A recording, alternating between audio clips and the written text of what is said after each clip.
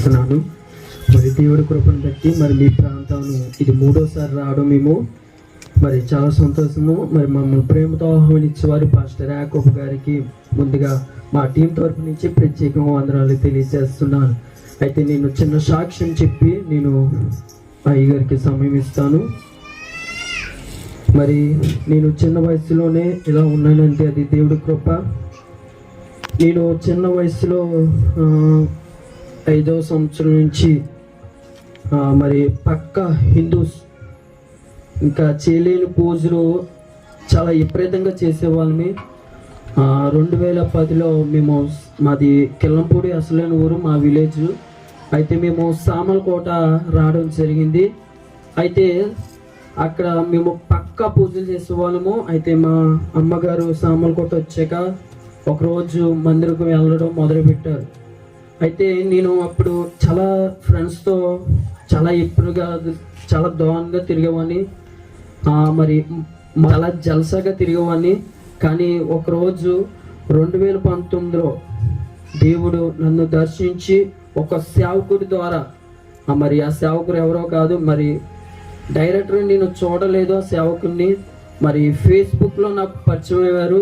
మరి ఒకరోజు నేను మందిరంకి వెళ్ళేవాడిని, ఇటు పూజలు చేసేవాడిని, ఇటు ఫ్రెండ్స్తో మరి చాలా ఇచ్చరివిలుగా నేను తిరిగేవాడిని. ఇటు ఫ్యామిలీలో నేను చాలా ఇబ్బందులు పడేవాడిని.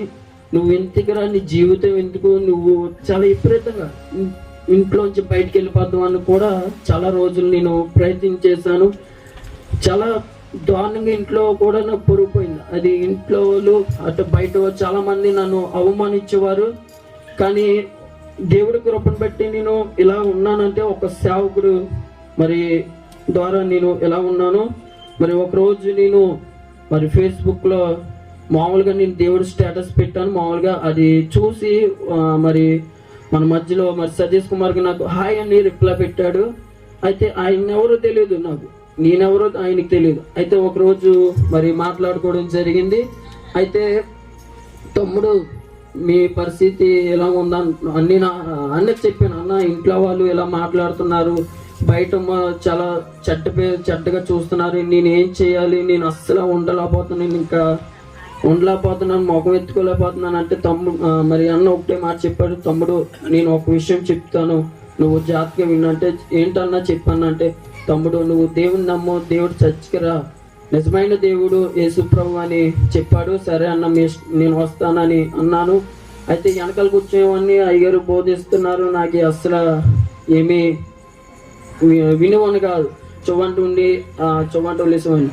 అలాగా 2023 దాకా నేను అలా ఉండేవాడిని. అయితే సతీష్ కుమార్ గారు, తమ్ముడు నువ్వు మా ఇంట్లో మంచి పేరు పొందుకుంటావు, దేవుణ్ణి ఇంకా విశ్వాసించి అడుగు, తండ్రి నా జీవితం మార్చు, నా పాపాలను కడిగి అడుగు అంటే నేను కన్నీరుతో మరి నేను ప్రార్థన చేశాను. మరి ప్రార్థన చేయగా దేవుడు నాకు దర్శనమిచ్చాడు. మరి అది దర్శనం మరి అయ్యగారితో చెప్పాను, తమ్ముడు అయితే మనం ఒక గ్రూప్ని ఏర్పాటు చేద్దాము, అనేక మంది యవనస్తులను మార్చుతాము. మరి నీకులాగే చాలా మంది యవనస్తులు నశించిపోతున్నారు, తల్లిని ఎదిరించి తండ్రిని ఎదిరించి అలాగే స్నేహితులతో జల్సాగా తిరుగుతున్నారు. చాలా విపరీతంగా మా సైడ్ చాలా దారుణంగా ఉంటుంది, గంజాయికి చాలా విపరీతం, చాలా విషయాలు జరుగుతాయి. అయితే అన్న మరి పరిచయంగా మరి గ్రూప్ ఏర్పాటు చేసాము. మరి ఇప్పటికే నేను 3వని, నాకంటే 2 మార్చాడు, అప్పటికే నేను 3వని. ఇప్పుడు మరి ఒక టీంని ఏర్పాటు చేసి ఇంచుమించు 74 మందిని మేము యవనస్తుల్ని మేము తిప్పుకుంటున్నాము. మరి ఈ రోజు యవనస్తులు ఎందుకు రాలేదంటే మరి కొన్ని పరిస్థితుల వల్ల రాలేకపోయారు. మరి వాళ్ళ స్థానిక సంఘంలో మరి నవంబర్ మీటింగ్స్, యూత్ క్రిస్మస్లు మరి ఎక్కువగా ఉన్నాయి మా సైడ్. ఇప్పుడు మాకు నవంబర్ 1 నుంచే స్టార్ట్ అయిపోతాయి.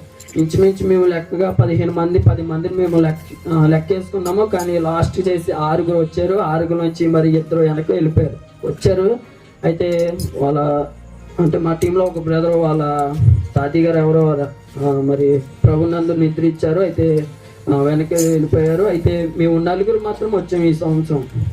మరి ఇట్టి రీతిగా మరి గ్రూప్ ముందుకు వెళ్తుంది. మరి అనేక మంది యవనస్తులు ఈ ఊరే కాదు, మేము వస్తే చాలా ఊర్లు మేము ప్రదేశాలు తిరుగుతున్నాము.